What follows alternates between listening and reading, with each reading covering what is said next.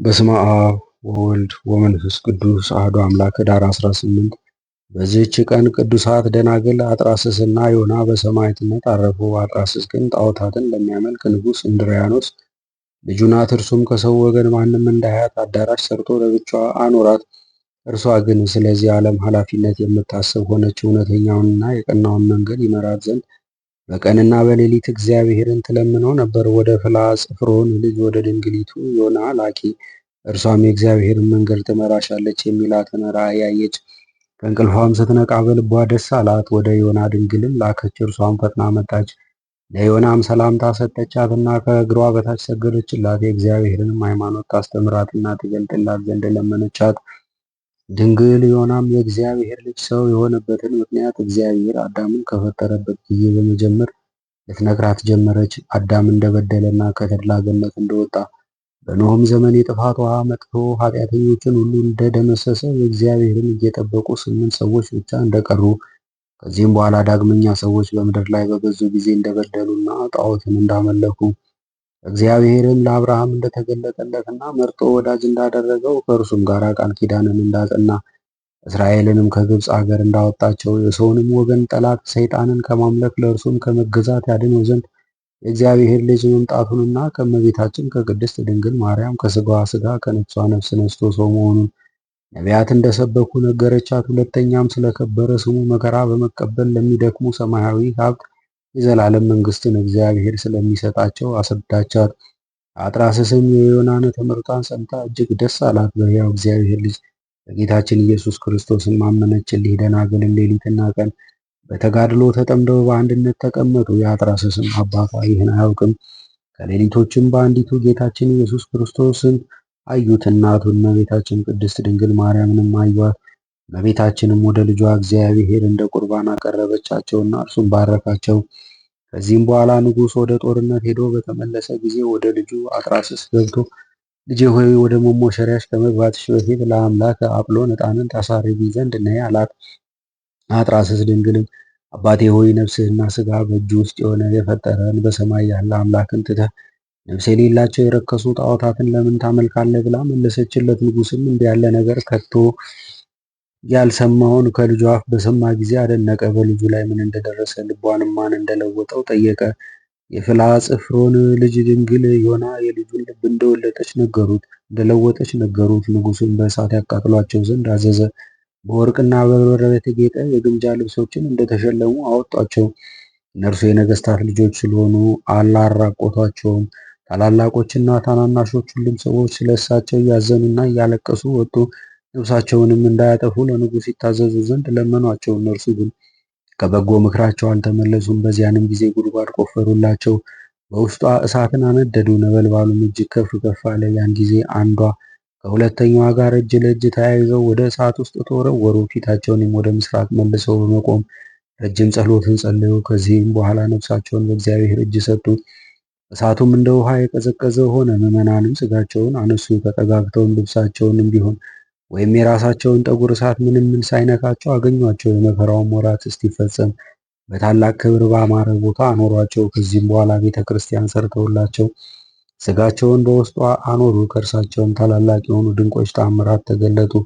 ለእግዚአብሔር ምስጋና ይሁን። እኛንም በቅዱሳት ደናግል ጸሎት ይማረን፣ በረከታቸውም ከእኛ ጋር ትኑር ለዘላለሙ አሜን። በዚችም ዕለት ከአባቶቻችን ከ12ቱ ሐዋርያት አንዱ ቅዱስ ሐዋርያ ፊልጶስ በሰማዕትነት የሞተበት መታሰቢያው ነው። ይህም እንዲህ ነው።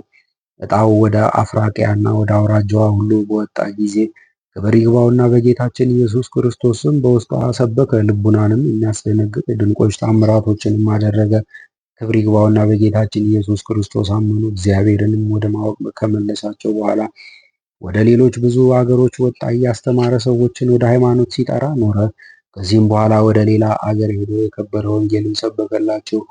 ብዙዎቹም ክብር ይግባውና በጌታችን አመኑ። ያላመኑት ግን ይገድሉት ዘንድ ተማከሩ፣ በንጉሥም ዘንድ ተወዳጅነትን ያገኙ ዘንድ። ከዚህም በኋላ ቅዱስ ሐዋርያ ፊልጶስን ይዘው አሰሩት፣ ጽኑ ስቃይንም አሰቃዩት። እርሱም ይስቅባቸውና ከዘላለም ሕይወት ለምን ትርቃላችሁ?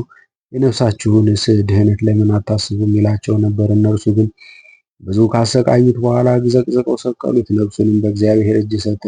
ሥጋውንም በእሳት ሊያቃጥሉት በወደዱ ጊዜ የእግዚአብሔር መልአክ ከእጆቻቸው መካከል ነጠቃቸው። እነርሱም ወደ እርሱ እየተመለከቱ ወስዶ ከኢየሩሳሌም አገር ውጭ አግብቶ ሰወረው። ይህንንም ድንቅ ተአምር አይተው ሁሉም በታላቅ ድምፅ የቅዱስ ፊልጶስ አምላክ አንድ ነው እያሉ ጮኹ። አሰቃይተው ስለገደሉትም ተጸጽተው አዘኑ። ክብር ይግባውና በጌታችንም አመኑ። የቅዱስ ሐዋርያ ፊልጶስንም ሥጋ ይመልስላቸው ዘንድ ለመኑት።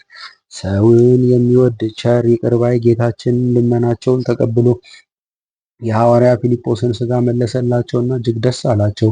ሁሉም ክብር ይግባውና ወደ ጌታችን ኢየሱስ ክርስቶስ ሃይማኖት ገቡ። ከሐዋርያውም ሥጋ ታላላቅ የሆኑ ድንቆች ተአምራት ተገለጡ። ለእግዚአብሔር ምስጋና ይሁን።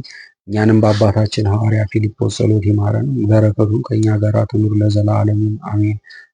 በዚህችም ዕለት ከሮሜ ሀገር ቅዱስ ኤላውትሮስ እና እናቱ እንትያ በሰማዕትነት አረፉ። ይህም ቅዱስ እግዚአብሔርን ከሚፈራ አንቂጦስ ከሚባል ኤጲስቆጶስ ዘንድ አደገ።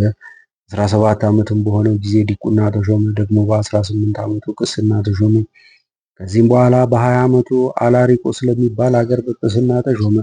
በዚያንም ወራት ንጉሥ እንድሪያኖስ ወደ ሮሜ ሀገር መጣ። ስለ ኤላውትሮስም ሰምቶ ወደ እርሱ ያመጣው ዘንድ ፊልክስን አዘዘው። ፊልክስም በሄደ ጊዜ ቅዱሱን በቤተ ክርስቲያን ውስጥ የእግዚአብሔርን ቃል ሲያስተምር አገኘው። ፊልክስም ትምህርቱን በሰማ ጊዜ አመነና በክብር ባለቤት በጌታችን ኢየሱስ ክርስቶስ ስም ተጠመቀ። ኤላውትሮስንም ወደ ንጉሥ እንድሪያኖስ ባደረሱት ጊዜ ለአማልክት ሰዋ፣ አንተ ነጻነት ያለ ስትሆን ለተሰቀለ ሰው ለምን ትገዛለህ? አለው።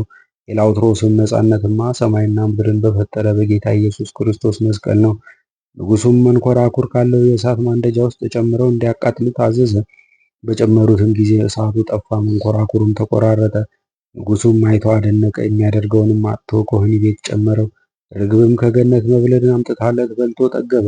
ቆሊሪቆስ የሚባለውን መኮንን አይቶ በቅዱስ ኤላውትሮስ አምላክ አምኖ በሰማዕትነት ሞተ። የሰማዕትነት አክሊልንም ተቀበለ።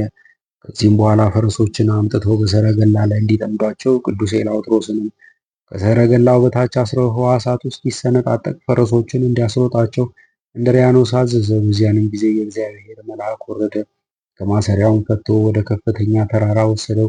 በዚያም እግዚአብሔርን እያመሰገነ ከአራዊት ጋር ተቀመጠ። እንድሪያኖስም አራዊትን ያድኑ ዘንድ ወታደሮቹን ባዘዘ ጊዜ በዚያ ተራራ ውስጥ ቅዱስ ኤላውትሮስን አግኝተው ከዚያ ወደ ንጉሥ እንድሪያኖስ ወሰዱት።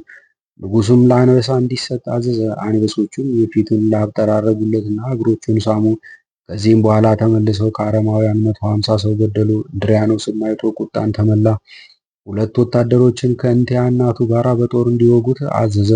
እርሷንም ብዙ ካሰቃዩት በኋላ የልጇን አንገት እንዳቀፈች ከእርሱ ጋር ወጓት። ነፍሳቸውንም በእግዚአብሔር እጅ ሰጡ። ለእግዚአብሔር ምስጋና ይሁን፣ እኛንም በእሊህ ሰማዕታት ጸሎት ይማረን፣ በረከታቸውም ከእኛ ጋር ትኑር ለዘላለሙ አሜን። በዚችም ቀን የየዋህ አትናቴዎስ የዕረፍቱ መታሰቢያ ነው። በረከቱም ከእኛ ጋር ትኑር ለዘላለሙ አሜን።